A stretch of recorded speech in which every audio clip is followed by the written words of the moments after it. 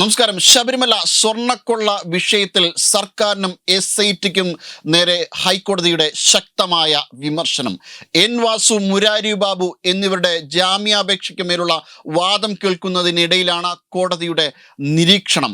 December 5 ശേഷം SIT എന്ത് അന്വേഷണമാണ് നടത്തിയതെന്നും ഉന്നതന്മാർക്ക് ഇടയിലേക്ക് കേസെത്തുന്നു ആയപ്പോൾ ഈ മെല്ലപ്പോക്ക് ഒരിക്കലും അംഗീകരിക്കാൻ പറ്റില്ല എന്നുമായിരുന്നു കോടതിയുടെ നിർദ്ദേശം. ശങ്കർദാസ്, വിജയകുമാർ തുടങ്ങിയ ബോർഡ് മെമ്പർമാരിലേക്ക് എന്തുകൊണ്ട് അന്വേഷണം പോയില്ല എന്ന ചോദ്യവും കോടതി ഇവിടെ ഉന്നയിച്ചു. വലിയ രീതിയിലുള്ള അധികാര ദുർവിനിയോഗമാണ് ഇവിടെ ദേവസ്വം ബോർഡ് കാണിച്ചതെന്ന്, കേട്ടുകേൾവി പോലും ഇല്ലാത്ത രീതിയിലുള്ള വലിയ സ്വർണ്ണക്കൊള്ളയാണ് ശബരിമലയിൽ ദേവസ്വം ബോർഡ് നടത്തിയത് എന്നായിരുന്നു ജസ്റ്റിസ് ബദറുദ്ദീന്റെ നിരീക്ഷണം.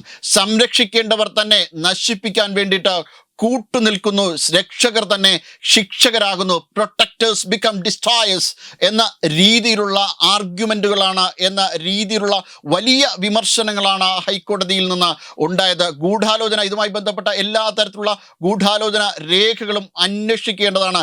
ഇതിൽ നടന്ന കൃത്രിമത്വങ്ങളെല്ലാം തന്നെ ഇഴകേറി പരിശോധിച്ച് അന്വേഷിക്കേണ്ടതാണ്. എന്നാൽ ഇതൊന്നും തന്നെ ഡിസംബർ 5 ശേഷം വളരെ നല്ല രീതിയിൽ നടക്കുന്നില്ല എന്ന വലിയ വിമർശനമാണ് ഹൈക്കോടതിയുടെ ഭാഗത്തുനിന്ന് ഉണ്ടായത്. ഭാരവാഹികളും ശില്പങ്ങളിലും കട്ടളകളിലും സ്വർണം പൂശി എന്ന നിലയിൽ നിന്ന് ചെമ്പുപാളികൾ എന്ന രീതിയിലേക്ക് രേഖപ്പെടുത്തിയത് സ്വർണം തട്ടിയെടുക്കാനുള്ള വളരെ ബോധപൂർവമായ ശ്രമമാണ്. അതൊരു വലിയ ഗൂഢാലോചനയുടെ ഭാഗമാണ്. സ്വർണം കൈകാര്യം ചെയ്യുമ്പോൾ ചെയ്യേണ്ട കാര്യപരിപാടികൾ ഒന്നും തന്നെ ചെയ്തിട്ടില്ല.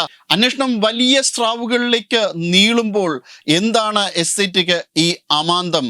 അന്വേഷണത്തിൻ്റെ ഒരു വേഗത പോരാ. അന്വേഷണത്തിൻ്റെ പോരായ്മകൾ ഓരോന്നോരോന്നായി കോടതി എടുത്ത് രേഖപ്പെടുത്തുകയായിരുന്നു. ഈ വിവേചനം കാണിക്കരുത്. എന്തുകൊണ്ടാണ് അന്വേഷണ സംഘം ഇത്രയും വലിയ ഒരു കാലതാമസം വരുത്തുന്നത്? അഴിമതി സമൂഹത്തെ ബാധിക്കുന്ന ഒരു ക്യാൻസറാണ്. ഇത്തരം കാര്യങ്ങളിൽ കോടതിക്ക് യാതൊരു വിട്ടുവീഴ്ചയും ചെയ്യാൻ സാധിക്കില്ല. അതിനിടെ എൻ വാസു, മുരാരി ബാബു എന്നിവരുടെ ജാമ്യാപേക്ഷ കേൾക്കുന്നതിനിടെ ഞങ്ങൾക്ക് പ്രമേഹമുണ്ട്, ഞങ്ങൾക്ക് ഷുഗറുണ്ട് എന്ന് പറഞ്ഞ് ഇതിൽ നിന്ന് ഊരിപ്പോകാൻ കഴിയില്ല. ജാമ്യം ഇത്തരത്തിലൊന്നും നേടാനായിട്ട് സാധിക്കില്ല. അതൊന്നും വ്യക്തമായ കാരണങ്ങളായിട്ട് കോടതിക്ക് തോന്നുന്നില്ല എന്ന രീതിയിലുള്ള വിമർശനങ്ങളും എന്ന രീതിയിലുള്ള നിരീക്ഷണങ്ങളും കോടതി പറയുകയുണ്ടായി. SITക്ക് എത്ര കണ്ട് ഉന്നതന്മാരിലേക്ക് എത്താൻ പറ്റും എന്ന രീതിയിലുള്ള സംശയങ്ങളാണ് ഇപ്പോൾ ഉള്ളത്. കോടതിയുടെ നിരീക്ഷണത്തിലാണ് ഈ അന്വേഷണം വന്നത് എന്നതാണ് ആകെയുള്ള ഒരു ആശ്വാസം. പക്ഷേ വളരെ പെട്ടെന്ന് അന്വേഷണം ബ്രേക്ക് ചെയ്തതുപോലെ ഡിസംബർ 5 ശേഷം അവിടെ നിൽക്കുകയാണ് ഉണ്ടായത്. അത് കഴിഞ്ഞതിന് ശേഷം പല ഗിമിക്കുകളും നടത്തുവാൻ വേണ്ടിയിട്ടാണ് സർക്കാർ ശ്രമിച്ചത്.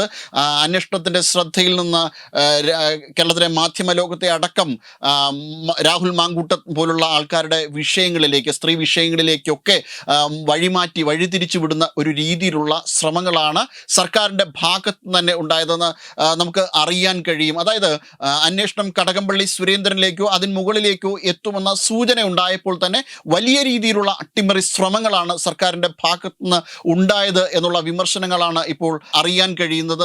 പത്മകുമാറിലേക്കൊക്കെ ഒതുങ്ങി അതിലേക്ക് ചുരുങ്ങുകയാണ് ഇപ്പോൾ ചെയ്യുന്നത്. ഇത് തന്നെ വലിയ ഗൂഢാലോചനയുടെ ഭാഗമാണോ എന്ന് സംശയിക്കേണ്ടി വരും. കാരണം പത്മകുമാർ സംസ്ഥാന നേതൃത്വത്തിനെതിരെ ഒരു ശബ്ദം ഉയർത്തിയതിന് ശേഷം പത്മകുമാറിനെ ഇതിൽപ്പെടുത്തി തങ്ങൾക്കെല്ലാം കൈ കഴുകാനാണോ ഇതിൽ നിന്നുള്ള ശ്രമം? പത്മകുമാറിനെ മാത്രം ഇതിൽപ്പെടുത്തിയതിന് ശേഷം മറ്റാൾക്കാരെ ഇതിൽ നിന്ന് മാറ്റി നിർത്താനാണോ പാർട്ടിയുടെ ഒരു ശ്രമം എന്നുള്ള സംശയങ്ങളും ഇപ്പോൾ ഉരുത്തിരിഞ്ഞ് വരുന്നുണ്ട്. ഇതുമായി ബന്ധപ്പെട്ട ബോർഡ് മെമ്പർമാർ എന്തുകൊണ്ട് അറസ്റ്റിലാകുന്നില്ല എന്ന ചോദ്യങ്ങൾ ഉയരുമ്പോഴും ഈ ബോർഡ് മെമ്പറിൽ നിന്ന് പിന്നീട് വേറെ എങ്ങോട്ടെങ്കിലും അന്വേഷണം പോയാലോ എന്ന അങ്കലാപ്പിലാണ് SITയും കേരളത്തിലെ ഇടതുപക്ഷവും എന്ന് സംശയിക്കേണ്ടിയിരിക്കുന്നു. ഇതിൽ വലിയ ഉന്നതന്മാർക്ക് പങ്കുണ്ട് എന്ന് കോടതി ആദ്യം തന്നെ നിരീക്ഷിച്ചിരുന്നു. അതായത് സുഭാഷ് കപൂർ പോലുള്ള ആൾക്കാർ നടത്തിയ അന്താരാഷ്ട്ര വിഗ്രഹ കടത്ത് സംഘങ്ങളുമായിട്ട് ഇതിന് ബന്ധമുണ്ട് എന്ന തരത്തിലുള്ള വ്യാഖ്യാനങ്ങൾ, നിരീക്ഷണങ്ങൾ ആദ്യമേ തന്നെ കോടതി നടത്തിയിട്ടുണ്ട്. ഇതിനു മുകളിൽ ഉദ്യോഗസ്ഥർക്ക് ഇതിൽ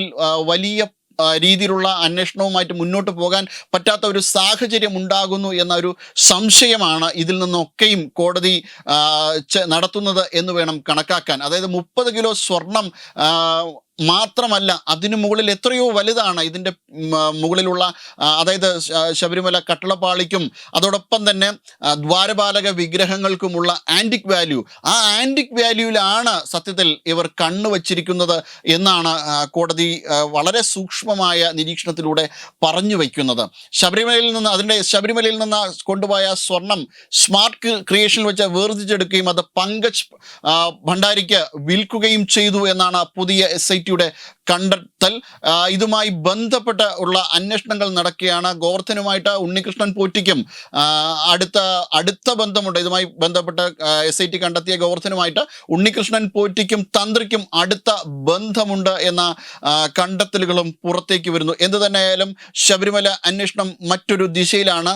അതോടൊപ്പം തന്നെ ഈ ഉന്നതരിലേക്കും കേസ് നീണ്ടില്ല എങ്കിൽ വലിയ രീതിയിലുള്ള അന്വേഷണം കേന്ദ്ര സംഘം തന്നെ അന്വേഷിക്കേണ്ടി വരും എന്ന രീതിയിൽ കൂടിയാണ് കാര്യങ്ങൾ മുന്നോട്ട് പോകുന്നത് എന്ന് വേണം മനസ്സിലാക്കാൻ.